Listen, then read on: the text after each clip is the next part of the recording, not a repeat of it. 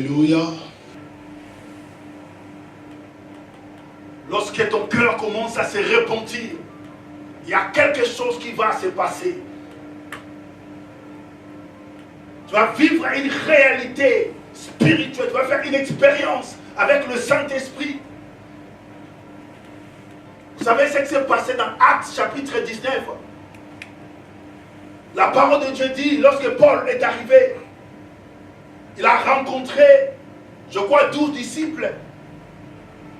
Des disciples de Jean-Baptiste. Paul va poser cette question. Avez-vous reçu le Saint-Esprit lorsque vous avez cru? C'est-à-dire, lorsqu'on croit à la parole, selon la question de Paul, on reçoit le Saint-Esprit.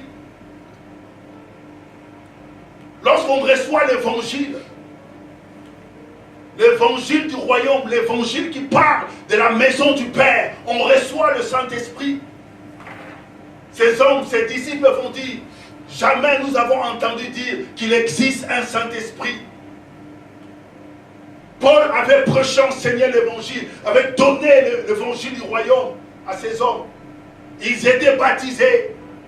Et après cela, le Saint-Esprit va descendre. Oh mes bien-aimés, ils étaient baptisés de l'Esprit. Lorsque le baptême de l'Esprit vient, c'est pour nous faire entrer dans la maison du Père, dans le corps du Christ. Ils avaient fait cette expérience, la nouvelle naissance. Vous savez, la nouvelle naissance est cette expérience qui prend l'homme sous l'influence du diable pour l'amener dans le royaume de Dieu. Tu ne peux pas expérimenter la nouvelle naissance et rester dans le royaume des ténèbres, rester sous la domination du diable. Lorsque la nouvelle naissance est là, cela veut dire que tu es dans la maison du Père. Tu es membre de la famille de Dieu.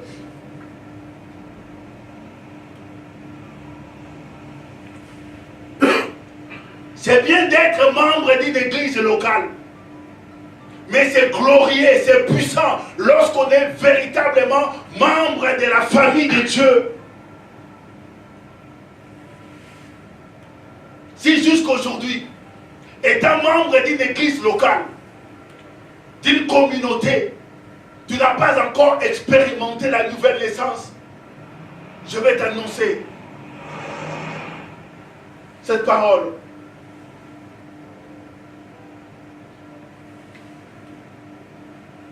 La maison du Père ne te connaît pas. La maison de Dieu ne te connaît pas. Et jusqu'aujourd'hui, tu es toujours, même si tu as des grandes responsabilités dans ton église locale, sans la nouvelle naissance, tu es fils du diable, tu es sous la domination du diable.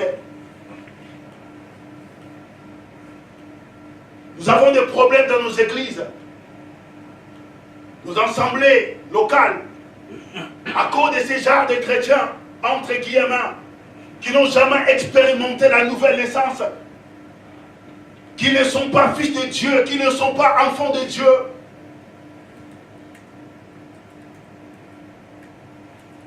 Aujourd'hui, je pense que la bonne nouvelle est à la disposition de nous tous.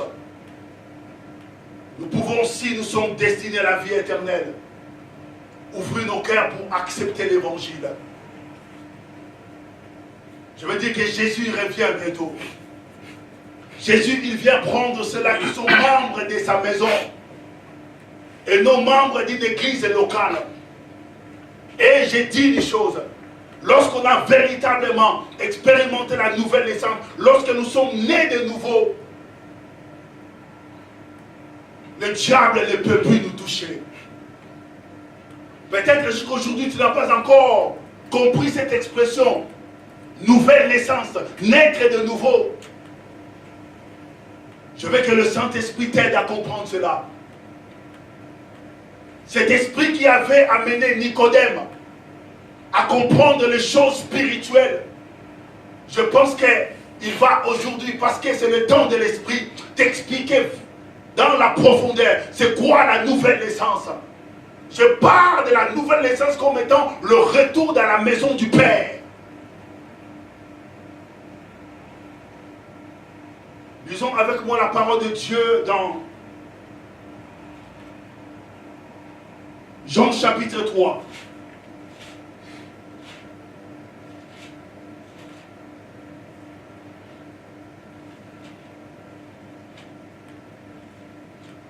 Jean chapitre 3, je commence par le premier verset.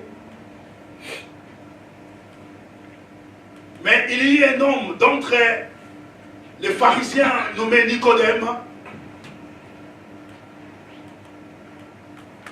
un chef des Juifs, qui vint lui auprès de Jésus de nuit et lui dit, Rabbi, nous savons que tu es un docteur venu de Dieu, car personne ne peut faire ces miracles que tu fais si Dieu n'est avec lui. Jésus lui répondit, en vérité, je te l'ai dit, si un homme naît de nouveau, il ne peut, si un homme n'est né de nouveau, il ne peut voir le royaume de Dieu. Nicodème lui dit, comment un homme peut-il naître quand il est vieux? Peut-il rentrer dans le sein de sa mère et naître? Jésus répondit, en vérité, je te l'ai dit, si un homme n'est né d'eau et d'esprit, il ne peut entrer dans le royaume de Dieu. Voilà comment un homme peut naître de nouveau. Lorsque tu es dans le monde, pour retourner vers le Père, tu as besoin de deux choses. Tu as besoin de l'eau. Tu as besoin de l'esprit. L'eau, c'est la parole. L'eau, c'est l'évangile. L'évangile qui parle de Jésus mort à la croix pour le péché de tous les hommes. C'est Jésus ressuscité le troisième jour. C'est Jésus qui est assis à la droite du Père.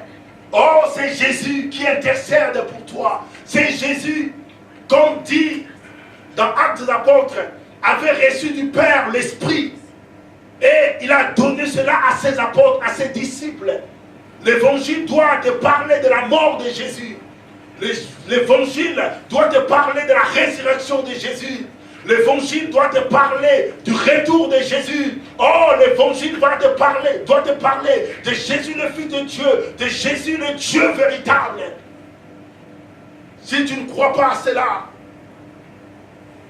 je vais te dire, l'Écriture, la Bible nous explique ces choses. Il est le Fils de Dieu. Il est le Dieu véritable. Voilà pourquoi la Bible l'appelle Emmanuel. Paul, en parlant de sa divinité, il dit, en lui habitait corporellement toute la plénitude de la divinité. Je parle de Jésus, le Dieu puissant. Tu as besoin de le rencontrer. Tu as besoin de marcher avec lui. C'est lui qui sauve, c'est lui qui guérit, c'est lui qui délivre. Donc je disais, pour expérimenter la nouvelle naissance, tu as besoin de l'évangile qui est de l'eau. Lorsque tu acceptes l'évangile, tu crois à l'évangile, qui te révèle que tu es pécheur, qui te révèle que tu es loin de la maison de Dieu, et qui t'amène à se repentir comme ce fils prodigue. Dieu va te donner son Saint-Esprit. Parce que la Bible a dit, il donne son esprit à ceux-là qui lui obéissent. Et quand tu obéis à l'évangile, Dieu va te donner le Saint-Esprit. Et le Saint-Esprit n'est pas une chose. Le Saint-Esprit n'est pas une puissance. Le Saint-Esprit, c'est une personne. Le Saint-Esprit, c'est Dieu. Lorsque le Saint-Esprit vient en toi, c'est la vie de Dieu qui vient. La vie éternelle. Non seulement spirituellement tu es sauvé, mais aussi dans la dimension physique, l'abondance vient dans ta vie. Voilà ce que nous pouvons dire en ce qui concerne la nouvelle naissance. Il y a beaucoup de choses, mais je vais te dire que si jusqu'aujourd'hui tu n'as pas encore expérimenté la nouvelle naissance, c'est-à-dire feu effectuer un retour dans la maison du Père, crois seulement l'évangile qui part du ciel. Crois seulement l'évangile qui part de la mort de Christ, qui part de sa résurrection, qui part de Jésus comme étant le sauveur, le Dieu véritable, et tu seras sauvé. Alors, la deuxième chose, ou la deuxième base, après la nouvelle naissance, je vais parler de l'attachement sincère à Dieu. Tu veux une vraie délivrance dans ta vie. Pour que tu arrêtes de courir derrière des entre guillemets serviteurs de Dieu. Tu puisses avoir une position. Tu puisses avoir une stabilité dans ta vie spirituelle. Je parlais de la nouvelle naissance. Et maintenant je parle de l'attachement sincère à Dieu. On ne vient pas à Jésus parce que nous voulons obtenir quelque chose sur le plan physique. On ne s'attache pas à Christ. On ne persévère pas dans la foi parce que nous voulons avoir des choses sur le plan spirituel. Ce n'est pas un péché de chercher le mariage. Ce n'est pas un péché de chercher un travail. Ce n'est pas un péché de venir à Christ pour être béni financièrement. Mais ne venons pas pour ces choses. Nous voulons un attachement sincère. Lorsque nous venons que pour ces choses, après avoir reçu cela, nous donnons le dos à Jésus. Et il y a une parole pour ce genre d'hommes qui vient à Christ pour recevoir. Et après avoir reçu, il donne le dos. Christ dit ceci. Celui qui met sa main à la charrue et qui regarde derrière n'est pas digne du royaume. Tu ne peux pas rester dans le royaume avec cette manière d'être vis-à-vis de la parole, vis-à-vis de Christ. Nous avons besoin dans la foi des hommes qui s'attachent à Dieu de tout leur cœur. Vous savez, on peut se cacher devant les hommes, mais non devant Dieu. Lorsqu'on n'est pas sincère, Dieu qui nous connaît va aussi faire tarder les choses. Des choses que tu pouvais recevoir au début de l'année à cause de ce manque de sincérité dans ta vie. Dieu aussi commence à traîner. Or, la Bible dit, sa main ou son bras n'est pas court pour agir, pour bénir. Je veux que le Saint-Esprit de Dieu t'aide. Si tu as déjà expérimenté la nouvelle naissance, attache-toi à Dieu de tout ton cœur. La Bible dit, cherchez premièrement le royaume et sa justice. Lorsque tu vas posséder le royaume, lorsque tu vas commencer à marcher avec le royaume, lorsque tu vas commencer à vivre la justice du royaume, cette vie de vérité,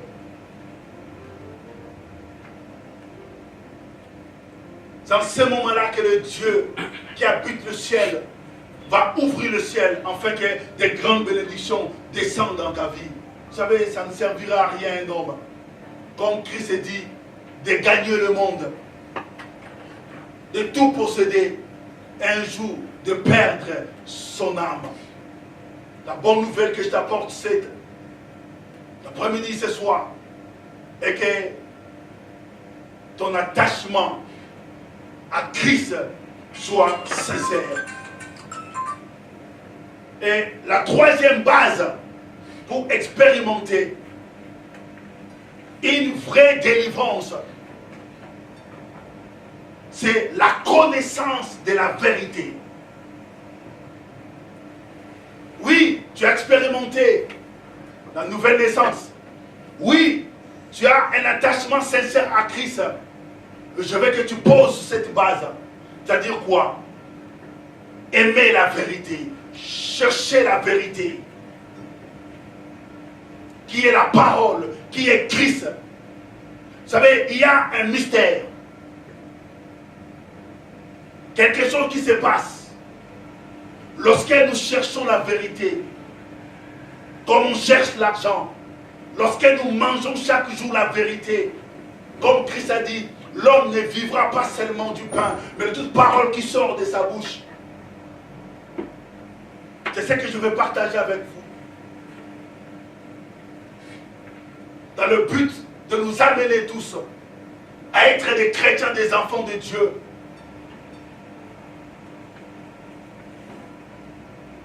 Qui cherchent la parole, qui mangent la parole, qui vivent la parole. Vous savez, il s'est passé quelque chose dans la Bible lorsque Christ était sur la terre. Un homme, c'était un militaire. Il avait aussi dans sa maison des serviteurs. Et un de ses serviteurs était tombé malade. La Bible dit, cet homme va entendre parler de Christ. Il va lui-même sortir pour aller chercher Christ. Et quand je parle de Christ, la Bible dit, il est le chemin, la vérité et la vie. Cet homme avait un problème chez lui à la maison. Un de ses serviteurs était malade. Il avait entendu parler de Jésus qui est la vérité. Et cet homme s'est dit, je vais aller chercher cet homme. C'est lui la vérité. Et lorsqu'il est arrivé, il a expliqué sa situation. Il a dit, Seigneur, j'ai mon serviteur à la maison malade. Fais quelque chose.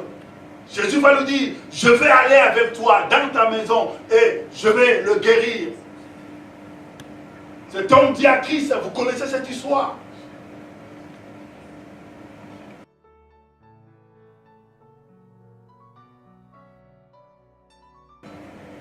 Il va lui dire que, maître, moi je suis un soldat, un officier. J'ai sous mon autorité d'autres soldats. Quand je dis ou je donne l'ordre à quelqu'un, il obéit. Ce que je vais te demander, dis seulement une parole. Dis seulement une parole et mon serviteur sera guéri. Cet homme a cherché la parole. Cet homme a cherché la vérité. Et il croyait à la puissance de la vérité. Et Jésus a dit, le bien-aimé, vous connaîtrez la vérité. Et la vérité vous rendra libre. Il est encore dit, si le Fils vous a affranchi, vous serez réellement libre. Nous avons besoin de la connaissance de la vérité. La Bible nous dit, la volonté de Dieu est que tous les hommes soient sauvés et qu'ils parviennent à la connaissance de la vérité. Il ne suffit pas seulement d'expérimenter la nouvelle naissance.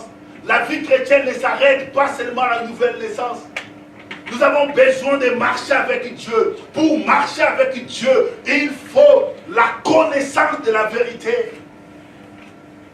C'est cette connaissance de la vérité, c'est-à-dire la parole de Dieu, la vraie parole qui transforme l'homme. Le but est que nous soyons semblables à l'image de Christ. Mais lorsque nous négligeons la connaissance de la vérité, lorsque nous ne trouvons pas le temps pour manger la parole, vous savez comment nous allons devenir semblables à l'image de Christ. Je veux vous dire que l'église que Jésus vient prendre, cette église va lui ressembler.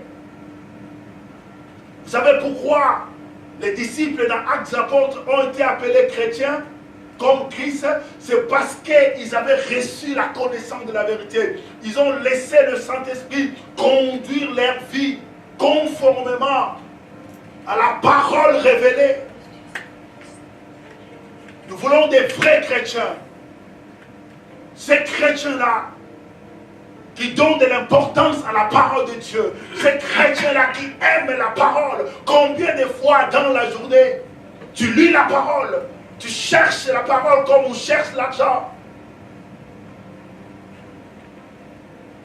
Très souvent, nous chrétiens, nous sommes fatigués pour lire la parole, pour lire la Bible. Et ce qui est encore bizarre, lorsque nous venons dans des réunions où la parole est prêchée, le sommeil physique nous emporte. Mais à quel moment nous allons donner à Dieu l'occasion de nous donner sa parole? Il dit, l'homme ne vivra pas seulement du pain, mais de toute parole qui sort de la bouche de Dieu. C'est la parole de Dieu qui va te bénir. C'est la parole de Dieu qui va ramener des choses même sur le plan physique dans ta vie. Voilà encore, mes bien-aimés, ces trois bases. Ces trois bases importantes pour expérimenter une vraie délivrance. J'espère que cette parole est en train d'entrer et que le Saint-Esprit va faire qu'un grand arbre soit produit. Et cet arbre, c'est Christ. Alors, comme il s'agit de la délivrance, je pense qu'il est important que nous définissons ces termes. La délivrance. Je veux dire que la délivrance, c'est un passage. Nous voyons dans ce passage la personne qui a accepté l'évangile du royaume, sortir de la puissance de Satan pour aller dans le royaume de Dieu, le royaume de Jésus-Christ. C'est ce que la Bible nous explique. Lorsqu'on expérimente une vraie délivrance, on quitte le royaume des ténèbres pour aller ou entrer dans le royaume de Jésus-Christ, de Nazareth. Et cette délivrance s'opère lorsque nous acceptons l'évangile et nous naissions de nouveau.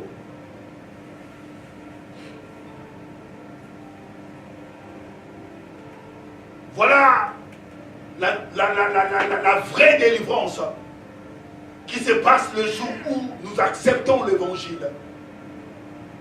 Parce que la Bible nous dit, dans 1 Jean chapitre 5, le verset 19, nous savons que nous sommes de Dieu et que le monde entier est sous la puissance du malin. C'est-à-dire quoi? Lorsqu'on n'a pas encore accepté l'évangile, nous sommes sous la puissance du diable. Nous sommes contrôlés par les démons, influencés par leurs actions. Tant que l'évangile du royaume ne va pas nous visiter, il sera pour nous impossible de quitter ce monde. Alors, la Bible dit dans Actes chapitre 26, le verset 18,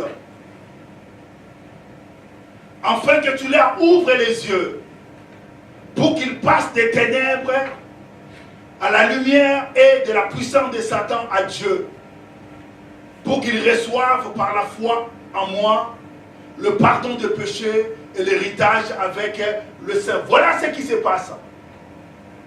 Ici, Dieu confie une mission à Paul. Il dit à Paul que je t'ai choisi et je t'envoie pour que tu ouvres les yeux des hommes et des femmes qui sont parmi les nations. Les yeux s'ouvrent lorsqu'on reçoit la parole. On comprend.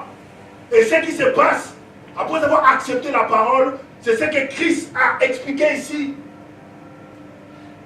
Ces hommes vont quitter la puissance des ténèbres pour aller à Dieu. Ils vont quitter la puissance de Satan pour aller à Dieu.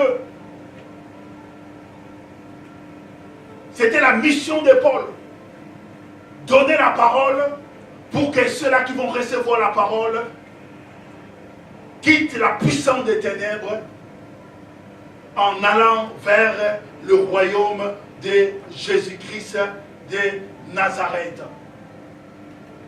Donc lorsque on parle de la délivrance, on peut aussi dire que la délivrance, c'est la rupture des liens qui unissent un individu, une personne au monde des ténèbres. Lorsqu'on reçoit l'évangile, l'évangile vient comme une épée pour briser toutes ces chaînes du diable. Rappelez-vous de cette femme qui avait le dos courbé. Jésus, l'évangile, était devant cette femme. Et ces jours-là, le lien qui unissait cette femme à Satan étaient tous tombés. Voilà ce qu'on peut dire en ce qui concerne la délivrance. La délivrance, c'est la séparation avec tout ce qui est du diable, tout ce qui est des ténèbres, tout ce qui est satanique.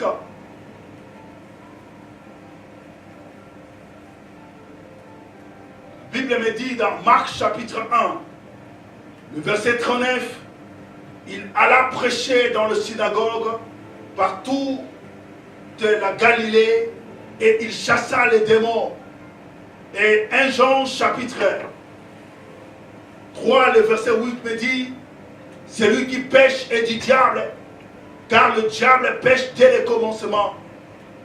Le Fils de Dieu apparut afin de détruire les œuvres du diable. Donc je veux dire, la délivrance, c'est la destruction des œuvres du diable. Lorsqu'on croit à l'évangile. Voilà, mes bien-aimés, ce qu'on pouvait dire aujourd'hui. Que le Seigneur vous bénisse. Et le mercredi prochain, nous allons encore revenir sur cette définition concernant la délivrance dans la profondeur. Et Dieu nous donnera l'occasion de continuer notre enseignement. Sois béni, toi qui m'as écouté, et que cette parole soit cette sémence qui va germer dans ta vie. Au nom de Jésus de Nazareth, nous disons Amen.